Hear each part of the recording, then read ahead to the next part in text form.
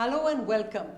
The NDTV Dialogues returns with a very special guest and a very special topic, because this season we are focusing on the water dialogues.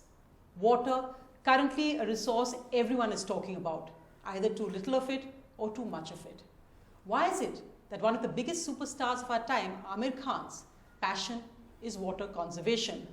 Aamir, thanks so much for being on the water dialogues in a sense. Thank you. We are all suddenly talking about water as the focus, from the Prime Minister to people who are suffering drought, to us talking in a week when Mumbai has seen its worst deluge since 2005. Is it ironic that on the one hand in the same state we see people walking kilometers, thousands of kilometers to try to get water? Mumbai has an excess, yet we seem to have no way to decide how to actually handle this. Yeah. Well, let me start by saying that, the initiative that the Prime Minister has launched of Jal Shakti is a very much needed initiative, and I think all of us should really come forward and support the government of India in this effort. And I think it's really timely, and if we don't act on it now, we will suffer the consequences later, in the years to come. So it's a very important initiative which about 5 years ago, 6 years ago, when we completed the third season of Satyamev Jayate, Satya, who's the director of Satyamev Jayate, and I was sitting and talking about whether we should do a fourth season of SMJ, and then both of us felt that, instead of doing one topic a week, let's stick with one topic and try and work as communicators, still as communicators, but we work on ground, and we chose water and Maharashtra. Why did you choose water? Because we feel it's very fundamental, it's very basic, it's something that is, is a starting point for everything. And so we chose water, and also because Maharashtra faces a drought almost every year, rural Maharashtra. There are parts of Maharashtra which receive very little rainfall. So we thought that we should start with water and Maharashtra, because we are both, of course, Maharashtrians. So we've been working for the last 4.5 years in this. We started what was called Pani Foundation, and the entire team of Satyamev Jayate actually shifted to Pani Foundation. So we first researched the issue, across the state to understand, what is the problem and what could be the, solution. And what we discovered is that at the heart of it is bringing people together. You have to bring people together, and only then you can work on water. Water will refuse to stay with you unless there's no gap between people. The gap between people has to be completely removed to save water. And so that was a starting point. Of course, Maharashtra is a huge state. It's bigger than Germany, which is a country in Europe. So you can imagine the size we're working with. And our ambition was to try and do it on a large scale.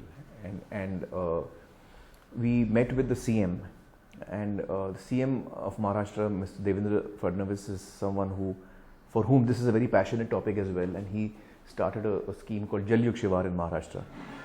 The concept that he started, and which we also strongly believe in and support, is decentralized watershed management as opposed to large dams. It's decentralized watershed management. So decentralized meaning the work happens decentralized, it happens in each village. So each village, whatever rainfall it receives, however little it may be, the idea is to stop that water within the shivar, within the area of the village. And so that in the rest of the year, the village can use that water. Now the water, in watershed management, you're really trying to save most of the water underneath the ground, and you're trying to raise the groundwater level under the ground. So the very basic concept of watershed management is that you train running water to walk, and walking water to be still, and still water to get absorbed in the ground and become part of the groundwater.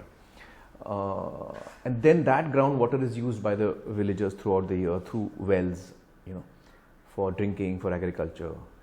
So this is the fundamental of watershed management. No, that's fascinating, because in a way it overturns what had been done in India for years. At a time, there's of course when big dams were often considered as the temples of modern India or of a new India, and that was the water conservation or water management process that India has followed for many years. Two, also when we look at the issue of government schemes, and usually traditionally government schemes is seen as where you spend thousands of crores, who knows what happens with that, and whether it's been this government or earlier governments, there's always opposition will say there's corruption in that scheme. At the end of the day, the villager, there's been no impact of it on the ground. When you went into something like this, and especially in Maharashtra, it's been very controversial about irrigation schemes, how they've actually worked, what's the efficacy been, despite the spending of so much money. How did you think you could make a difference, or even that government schemes would make a difference? See, there are a lot of government schemes which are very good also. And I think that we have to also understand that Maharashtra is such a large state that no matter how many schemes you come out with, and especially in an issue like water, it's very important for there to be a public movement, a people's movement. That's very important. And that is what will, if anything can solve the problem, it's that. In fact, in our first meeting with the CM, this was his words. He said, until it becomes a people's movement, this issue is not going to get solved. And this is the CM telling us that, He said, no matter how much the government works, and the government is working, but ultimately it will have to be a people's movement for this to get solved. And I completely agree with him. I think all of us have a role to play in this. If you look at rural Maharashtra, we started 3 years ago. We started 4 years ago with 3 talukas. Maharashtra has roughly 350 talukas, of which 150 are in the drought area. And what we started was with an experiment, and our thought was that you see, if you try and solve the problem of the entire state, you won't be able to. But if each village solves its own problem, then you can do it at scale.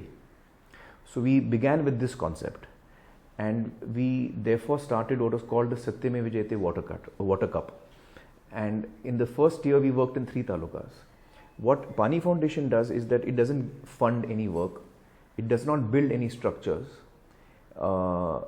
it basically offers training. It trains people in watershed management, and it offers experts to help them. Encouragement, experts, and knowledge is what we are basing this on. And our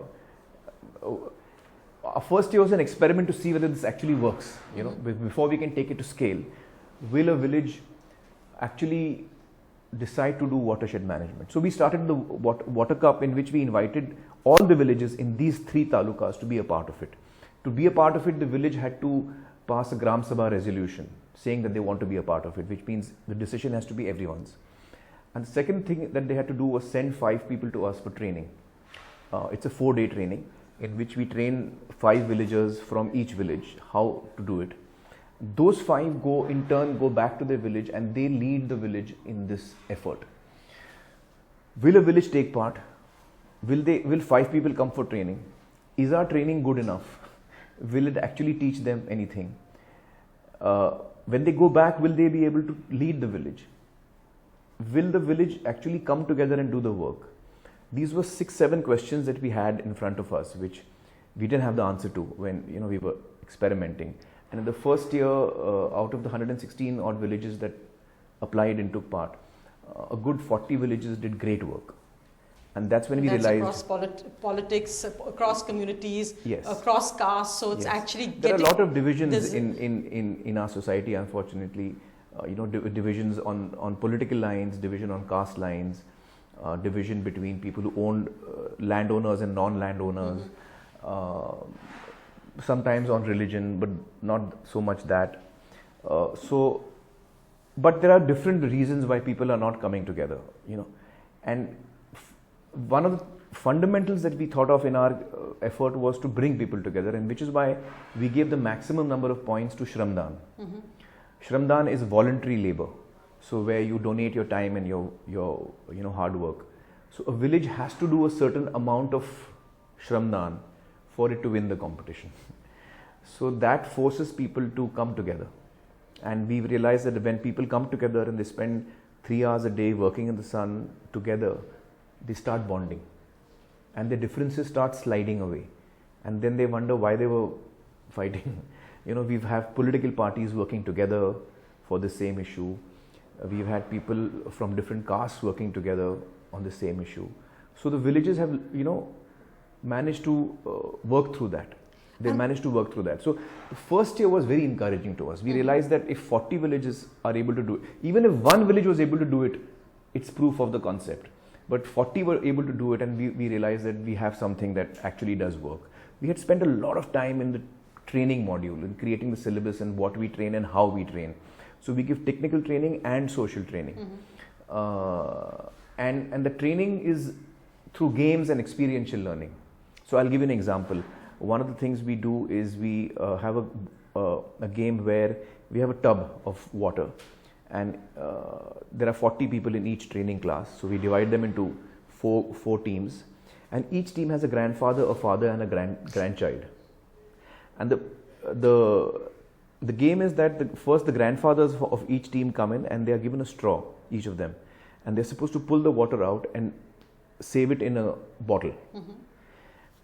The team which pulls out maximum water is the winner. That's the game.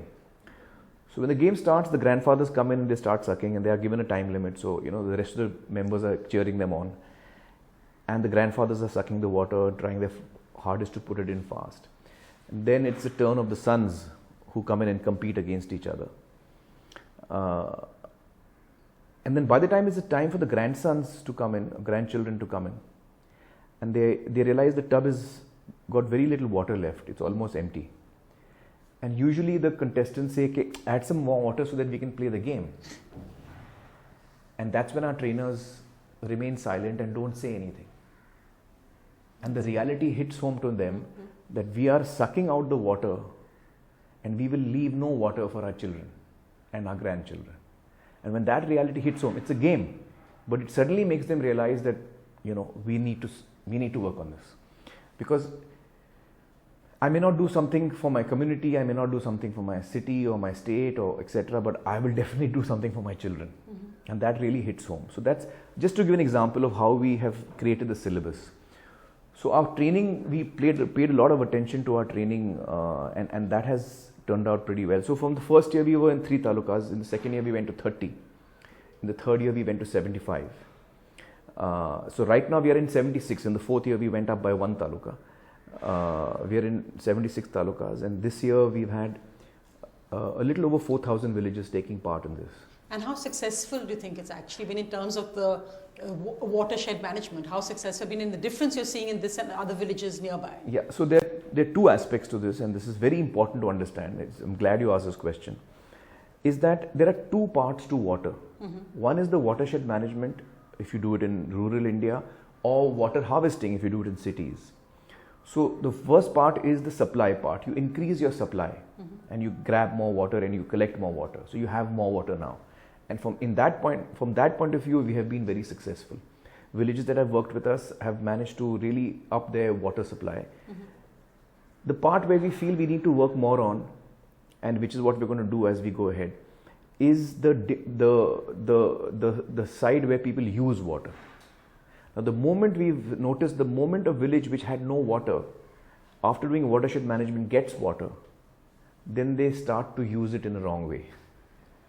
And that is where the downfall begins. So no matter how much, so the lesson we learn from this is that no matter how much water I have, if I don't use it properly, if I don't plan how to use it properly, I'll still fall short. So to make a real dent is, one, you do watershed management or water harvesting, so you have more water, and then you decide how to use it. I've got 100 rupees, I've got to use 70 rupees, 30 rupees I have to keep in the bank balance. That mindset has to come with water. And ironically, again, as you said, with the Niti Aayog report just out, which has talked about the dire water crisis facing our cities, not just rural India, but also our cities, when in just Mumbai in 24 hours, 14,000 litres, a million litres of water has been pumped back into the sea. Yeah. Why do you think these issues aren't looked at all? We need to, and I think that now that this program has been launched, the Jal Shakti Ministry has been launched, I think this will now start, work on this will start. Cities like Mumbai, which receives a lot of rainfall, if all of us just try to harvest that water instead of letting it go into the sea, then that will really go a big way in helping us as a city in reducing the load that we require on water. A building complex like the one that I live in, there are thousands of societies in Mumbai. There are thousands of small little houses, even juggi jhopadis, everywhere, schools, universities, campuses, offices. In all of these places, if we just plan and think little ahead and decide, right now in my building there is no water harvesting facility. But if my society gets together and we decide to do it, then we can, if every society decides to do that, if every structure decides to do that, every institution decides to do that, it will make a huge, humongous difference, because all of us will be collecting a whole lot of water which we won't be taking from the BMC then. Now that is one. Yeah. Two is that when you actually hold all that water and you save it, less of it goes onto the roads, and less of it creates floods and all of that. So it's both ways, and I think that right now it's time that all of us start doing that across the country. We need to individually, each one of us needs to figure out how in my space I can harvest water. So watershed management can happen in rural India, but water harvesting can happen anywhere and everywhere. You can just build an underground tank, or it does require a certain amount of resources, but I'm sure we can do that, because if we don't, we ourselves are going to suffer as the time goes by. But it's interesting you talk so much on There's one more thing to sure. it. There's one more thing to it. So one side of it is that we have to harvest the water by building tanks, etc., and conserving it. And the other is how much we use. See, these two things all citizens of India can do on our level. We can figure out, I'm saying, if you can't do anything, at least even if you fill one drum of water, even that is good. Do you actually? So one, conserve as much as you can, which is coming from the sky, and two is when you're spending it, be very careful about spending that water. How much you use for having a bath, how much you use for your daily activities. Then there are things like washing of cars. You don't have to wash a car every day. It's okay if there's a little bit of matti on the car, it's fine. Simple things like that. You just make sure that you use less of it, and only when you really need it, you use the water. So these two things all of us can do. No, in fact, and if all of us do it, it will make a huge impact.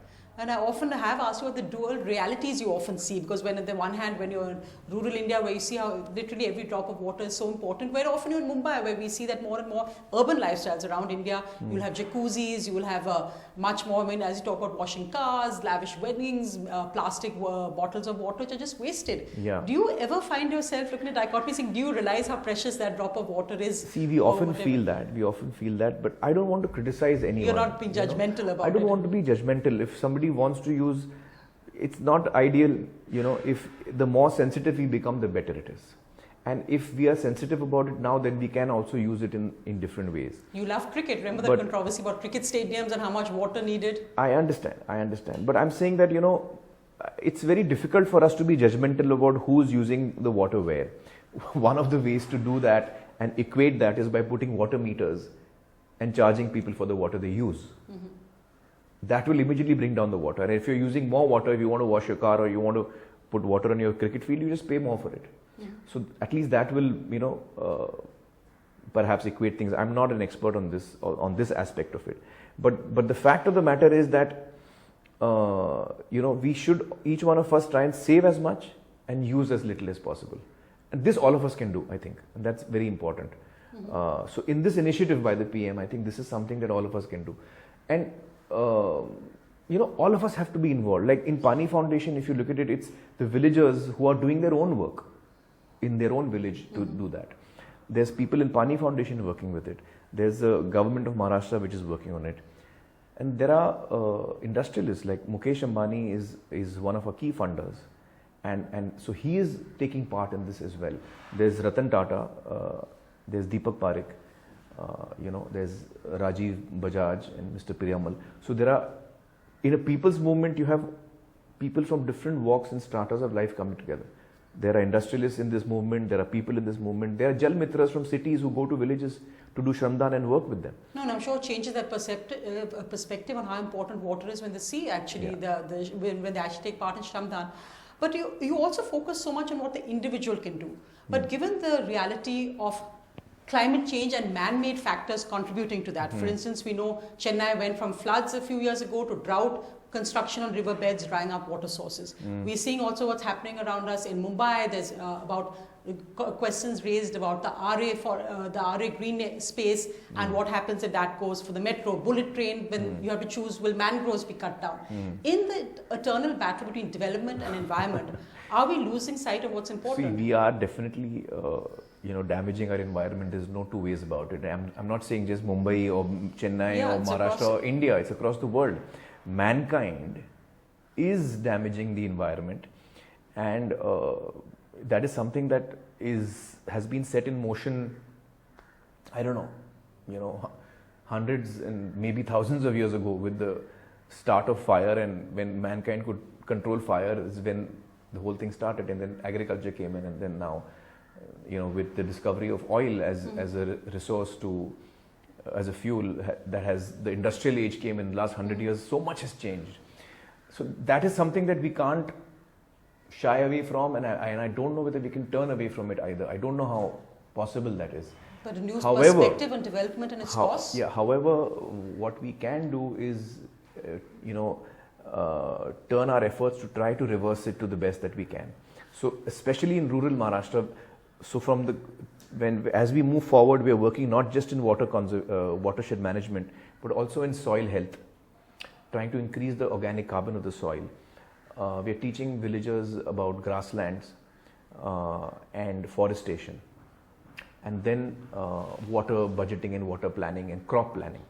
So these are the 4-5 things we are including in our fold as we go ahead, because only if you do all of this that you can finally. So as I was telling you earlier, a village that does watershed management gets a lot of water, but then if it misuses it, it's back to square one. So unless you also train villagers in good practices in agriculture, and you see, soil health is so important. If your soil is high in organic carbon, it holds so much more soil moisture, and you need that much less water for the crop after that.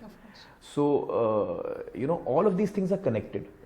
So to really make a strong dent, I think it's important to do watershed management, but along with that, soil health, grasslands, very important, forestation, very important, and crop planning and water budgeting.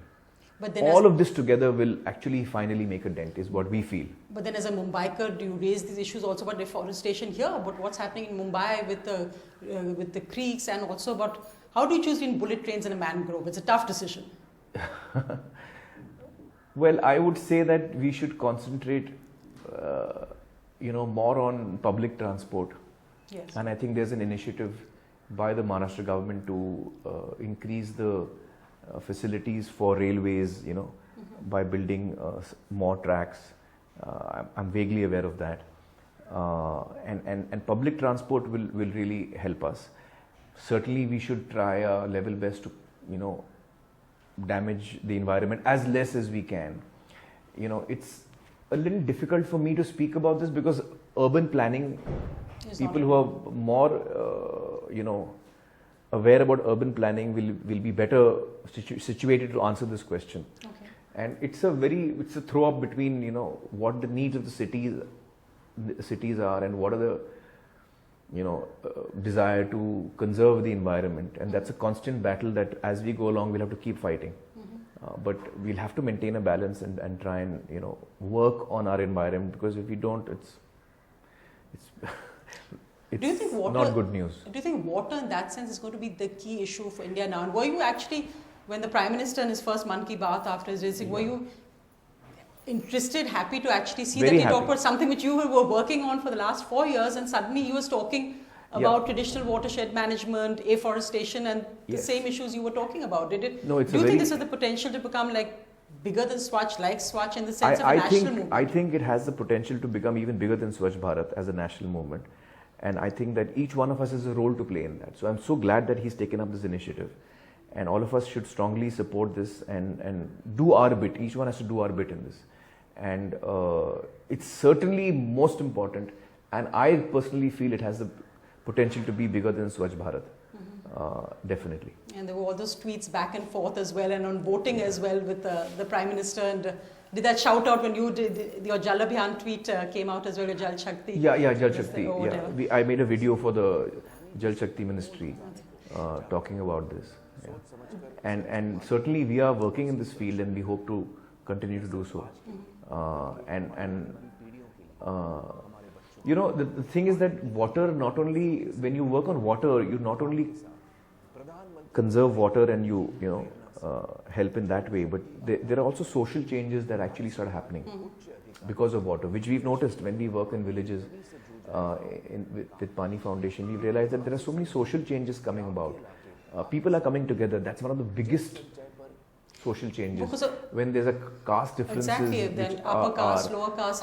Tell us about that. How have you seen that? You know, we actually, that is being bridged by the people themselves. So in our training, we do give social training as well. So nobody's saying we won't drink that water if that caste is involved?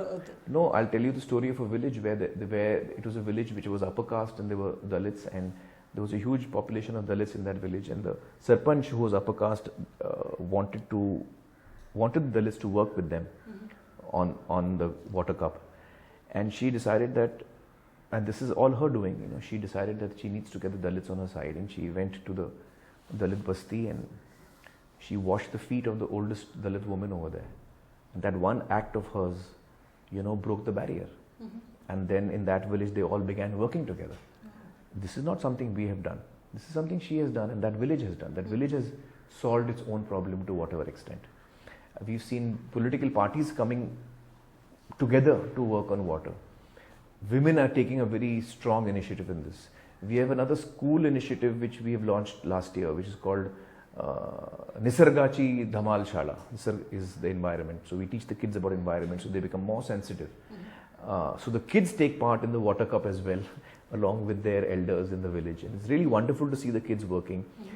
Women are taking a very active part in this. There was a village where all the women were working and doing Shramdan and the men were lazing around. They weren't coming to do Shramdan. So the women decided that they won't be going home. Okay. And they just took their pillows and razai and went to the temple, and they slept in the temple and said, "We are not coming home until you guys come to work." And within 24 hours, the men were in the, you know, at the sites doing Shramdan. And so we've seen so many social changes happening as a result of this, you know. So that's the big thing about water. It brings people together and it brings about a certain bonding between people, and a lot of other problems get solved when you solve the water problem, you know, just by themselves. And that is something that is very encouraging that we've seen. In fact, going back to the traditional method, as I said, is it a shift away from the whole big dam culture? We've seen questions being raised about the number of dams we are building, whether it's in Uttarakhand, whether it is parts of the northeast, whether it was even, and you had many, many years ago also talked about displacement after when the Narmada Dam, the Sardar Sarovar Dam was built. Do you think India now needs to really re-look or shift away from that when you're looking at water management, when you're in a situation we are today? You know, I'm not an expert on big dams, so I don't want to make any but in terms of water management sweeping statements. Solutions? But I personally feel, and we at Pani Foundation personally feel, that the solution lies in decentralized watershed management. Because when you do centralized watershed management, which is what big dams are, you're controlling all the water in one place and then sending it all across. So the water is coming from everywhere, going to a dam, and then again you're sending it everywhere. It's the centralized way. Decentralized is where the water is falling, that's where you collect it. And that's where you use it from. So we believe that this is a better method. It is a less expensive method. It is a method which involves people. You know, in a big dam, I can't be part of it. But if I'm doing watershed management in my village, then I'm part of it. And that's a very important aspect. And you're taking away land also. You're taking away land also. So there are, you know, I'll give an example. You know, when we started Pani Foundation, I used to often think about this thought, you know, that if there's work happening outside my building on the road and the road is being dug up for some work, I never stopped to ask that what is this work happening, which department is doing it, how long will it take, what will it cost, is it being done well enough, is the right material being used. I never bother because I feel it's not my work. Ye municipality ka kaam hai. It's, you know, the government needs to do this. Administration needs to do this. It's not my work. Actually it is, but I don't feel that. Emotionally, it's not my work. Whereas if I'm doing carpentry in my house and I'm building a cupboard or a bed, I will ask the carpenter 10,000 questions. Which wood are you using? What will it cost? Is this material better or is that better? How long will you take? And I keep a check on him as he's doing it, because I feel it's mine. And you're Aamir Khan, so you'll ask him more questions anyways.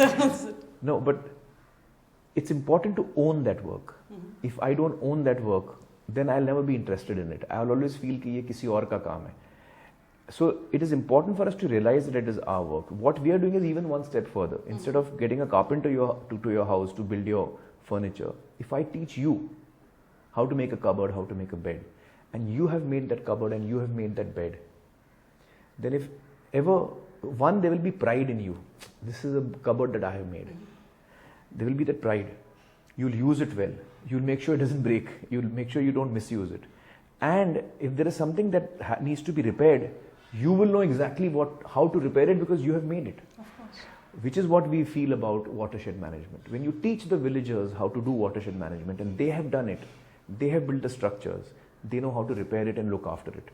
In Pani Foundation, none of our resources goes towards building structures. Pani Foundation does not even build one CCT, which is a continuous contour trench, or any structure. We believe in building human beings who can solve their own problems and who can build the structures. So that is what we are concentrating on. Just to give you an idea, between the 4 years that we have been working, last year we trained more than 25,000 people. The year before that we did around 20,000. And the 2 years before that, if you count all of it, it's more than 50,000 people that we've trained in 4 years in watershed management. And so I think by building human beings is what we feel is the way forward. No, and as we end, finally, it's also fascinating because that really what you said 4 years ago, what other water activists, what people like Rajendra Singh, others have been talking about, Yes. it's all been about going back to tradition. The Prime Yes. Minister said that Yes. this week. But what's been interesting is that often the Prime Minister and you have now shared so much, whether it's about voting. Actually, I've been the brand ambassador for the Election Commission of India for exactly. a number of years Yes. now. And I think just now also, for all of you all, Shah Rukh Yeah, Khan, yeah. you, various of you all did on Encouraging voting. people to vote, yeah. But on one side, on big dams, at one time on big dams, at least the Prime Minister and you were on completely different sides and you faced a lot of flack. So you Well, and Prime Minister Modi have had an interesting relationship. Well, it's not important what that was. What's important is that we find common ground to work together, and I think that is what is important. The need of the hour is that we work on issues which all of us believe in and all of us can contribute towards in a positive way. Yeah. I think that's really ending all divides, and as you said, water is what brings people Yeah. together. Yeah. As we end, Aamir, what would you like to tell everybody who's watching this interview today about why water is not an esoteric issue, it's not something that will happen tomorrow? Why is it something you need to do today? Because it's a very fundamental requirement for all of us, and if we don't work towards it today, then tomorrow we're going to suffer very badly. And this is something that we cannot just tell the government to solve the problem. Of course the government is working, and it will do a lot of work. But until we step in and do our bit, no matter how much the government does, we'll be damaging ourselves if we don't come together. And as I said earlier, there are two things that all of us can do. We can all be careful about how much water we use and for what we use it for. And all of us can at least save 1 bucket of water in the entire monsoon. Even that is good. So I'm urging people to look at their own surroundings, where they live, the houses they live in, the institutes that they work in.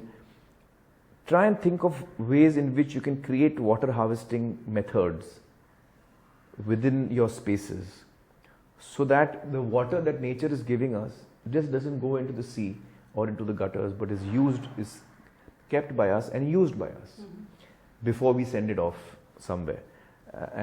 So collecting the water, which is water harvesting for cities, and usage of water, these are the two things that I think all of us can do. And if you are living in rural parts of the country, watershed management. By the way, Pani Foundation has made a lot of films, 2-minute, 3-minute films, which we put on YouTube, describing the technicalities of each structure that you can do for watershed management. So anyone who wants to learn about it can go to YouTube and look up Pani Foundation, these films, which explain to you about how each structure is, what is the structure, how it works. I'll give you one small example. There's something called a shosh khadda, which is in English called a soak pit or a magic pit. And what is a magic pit? What is a soak pit? The soak pit is basically, if you're living in a village, all the water you use in your house, other than the water which is used in the flush, in the WC, other than that, all the water like bathing water, washing utensils, etc., that water goes through a pipe and goes into a pit right next to your house. It's a pit about 4-5 feet deep and 4-5 feet in diameter.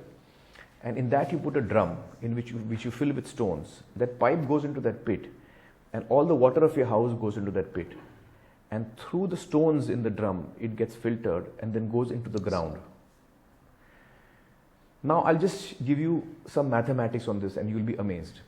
Let's imagine it's a village of 500 houses, which is a very small village, 500 houses. Each person roughly on an average uses 40 to 50 liters of water a day. It's in bathing, it's in washing your face, washing your clothes, washing utensils, etc. Per head it roughly comes to 40 or 50, let's say 40 liters.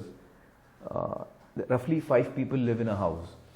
So 5 twos are 10, that's about, my math is very weak, but it's about 40 liters. So that's about 200 liters of water per house that can go into the ground. 200 liters of water in a day. If there are 500 villages, that's 5 into 2, that's 1 lakh liters.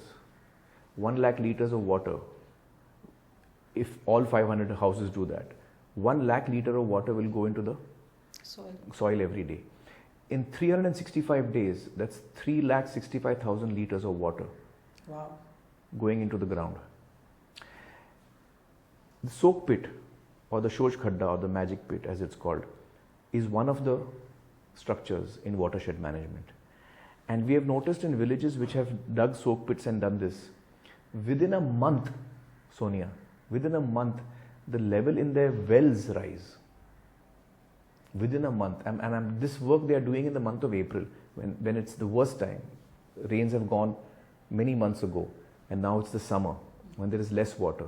And when they use this, their own water gets recycled back into their wells after being filtered through the... This is such a simple thing. Otherwise, that water goes into the gutter. No, that's and it's that water goes into the gutter. Change, I'm sure. That's why it's called a magic pit. The water goes into the gutter. The gutter is dirty. There are mosquitoes there. Do you know villages which have done this shosh khadda work? They have reported to us the side effect. They don't have mosquitoes anymore. So you have so many side effects. It's fascinating. So, simple things like this, if we do, it can make such a big difference. So is it more satisfying seeing that water level going up or a super hit at the box office? Water level going up. Aamir Khan, thank you for redefining the rules of superstardom. Thank you for using your superstardom for something which is so crucial. As usual, you've been way ahead of the curve in doing this. I know it's been 4 years of hard work, dedicated hard work. But I have to say, we have not done... it's been a movement. I think you really have created the villages a movement. Really that they have shown us. The villages have shown us that they can turn around. And every village today that we have worked with, which has become water sufficient, is because of their hard work and their efforts, their mind, So I think this is your biggest super hit production, which I think will be remembered as much as your movies. Thank you so much, Aamir Khan, for being on the NDTV Dialogues. Thank you. Thank you.